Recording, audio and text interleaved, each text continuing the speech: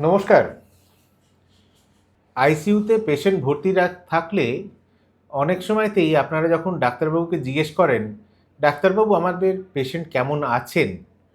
ডাক্তারবাবুর উত্তর থাকে যে, "ক্রিটিক্যাল কিন্তু স্টেবল।" আচ্ছা, এই ক্রিটিক্যাল বা স্টেবল দুটো একসঙ্গে কি করে হতে পারে?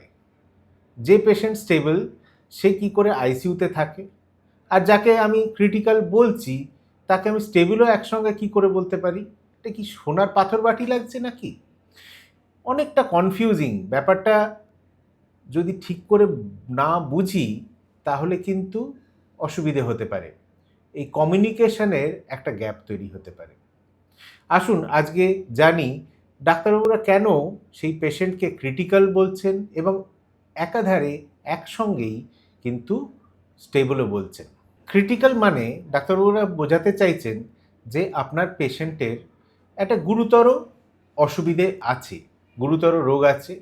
সেটা হার্ট ফেলিওর হোক, সিভিয়ার ইনফেকশন হোক, নিউমোনিয়া হোক, অক্সিজেন রিকোয়ারমেন্ট বাড়ছে, বা ওনার ইউরিন আউটপুট কম থাকছে, কিডনির ওপর এফেক্ট করছে। এত কিছু যদি থাকে তাহলে তাকে নিশ্চয়ই ক্রিটিক্যাল বলাটা উচিত। বা তার সঙ্গে সঙ্গে যদি কোনো অর্গান সাপোর্ট লাগছে, মানে লাংসের ফাংশন যদি কমে গিয়ে থাকে সেখানে ভেন্টিলেশন দিতে হচ্ছে, বা অক্সিজেনের রিকোয়ারমেন্টটা বাড়ছে, নিজস্ব ব্লাড প্রেশার কমে যেতে থাকলে সেখানে ব্লাড প্রেশার বাড়ানোর ওষুধপত্র দিতে হচ্ছে, ডায়ালিসিস চলছে ইত্যাদি। এই অর্গান সাপোর্টগুলো যখনই দিতে হচ্ছে তার মানে পেশেন্টের অবস্থা কিন্তু বেশ ক্রিটিক্যাল। এই ক্রিটিক্যাল মানে হচ্ছে এই পেশেন্টের অবস্থা কিন্তু যে কোনো সময় ডিটোরিয়েট করতে পারে।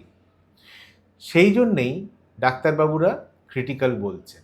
তাই ক্রিটিক্যাল অ্যান্ড স্টেবল যখনই বলে থাকেন তার মানে হচ্ছে যে সেই মুহূর্তটাতে উনি মেনটেন করছেন, কিন্তু ক্রিটিক্যাল কেয়ারের পেশেন্ট যেহেতু খুব ল্যাবাইল হয়, তাদের ব্লাড প্রেশার, তাদের ইউরিন আউটপুট, তাদের অক্সিজেন স্যাচুরেশন সব কিছু আমরা যেরকমভাবে মনিটর করি এবং তার মধ্যে চেঞ্জ আসা যে কোনো সময়তেই হতে পারে। সকাল 10টায় যেটা দেখেছি তারপর 1 ঘন্টা পরের মধ্যে একটা বিশাল চেঞ্জ হয়ে যেতে পারে। সেই জন্যেই ক্রিটিক্যাল এবং স্টেবল। তাহলে যদি এই কনফিউশনটা থাকে, যদি ডাক্তারবাবু আপনাদের বলেন যে ক্রিটিক্যাল অ্যান্ড স্টেবল, তাহলে আপনার কি বোঝা উচিত? বা আপনি কি আর প্রশ্ন করতে পারেন? দেখুন, প্রশ্নটার মধ্যেই কিন্তু ঠিক অবস্থাটা জানার একটা উপায় আছে। ডাক্তারবাবুকে যদি আপনি প্রশ্ন করেন যে, "ডাক্তারবাবু, গতকাল আমার পেশেন্ট যেরকম ছিল তার থেকে কি আজকে কোনো উন্নতি হয়েছে? ওনার ব্লাড প্রেশার বাড়ানোর যে ওষুধপত্র চলছিল সেইগুলো কি কমানো গেছে? বা ওনার অক্সিজেন রিকোয়ারমেন্ট বা ভেন্টিলেটরি সাপোর্ট আগের থেকে কি কমানো যাচ্ছে?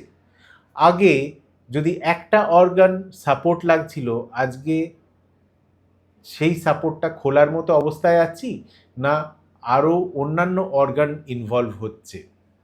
তো এই প্রশ্নগুলো যদি আপনি সঠিকভাবে ডাক্তারবাবুকে করেন তাহলে কিন্তু ডাক্তারবাবু আপনাকে ঠিকভাবে উত্তর দেবেন, এক্স্যাক্টলি আপনি কি জানতে চাইছেন। কিন্তু তারপরেও আপনি যদি জানতে চান যে আমার পেশেন্ট সুস্থ হয়ে বাড়ি যাবেন কি না, সেটা কিন্তু কেউ আগে থেকে বলতে পারে না। তার কারণ যে এই পেশেন্ট যতক্ষণ না পুরোপুরি আউট অফ ডেঞ্জার, মানে কোনো অর্গান সাপোর্ট দরকার হচ্ছে না, ব্লাড প্রেশার নর্মাল আছে, খাওয়া দাওয়া ঠিকমতো করছে, অক্সিজেনের রিকোয়ারমেন্ট নেই, এই রকম অবস্থায় যতক্ষণ না আসছে ততক্ষণ কিন্তু পেশেন্টের অবস্থার অবনতি হতে পারে। সেই জন্যে আগে থেকে কমেন্ট করাটা ডাক্তারবাবুরা খুব একটা পছন্দ করেন না, যে কী হতে পারে। ফিউচার কখনোই গ্যারান্টিড না। আমরা সবাই চেষ্টা করি যাতে পেশেন্ট সুস্থ হয়ে বাড়ি যাক, আপনাদের কাছে ফিরে যেতে পারে। বেশিরভাগ সময়তেই আমরা সেটাতে সফল হই এবং আপনাদের সঙ্গে যদি একটা প্রপার কমিউনিকেশন থাকে তাহলে আপনাদেরও সুবিধে, আমাদেরও বোঝানোটা অনেক সুবিধে হয়। নমস্কার।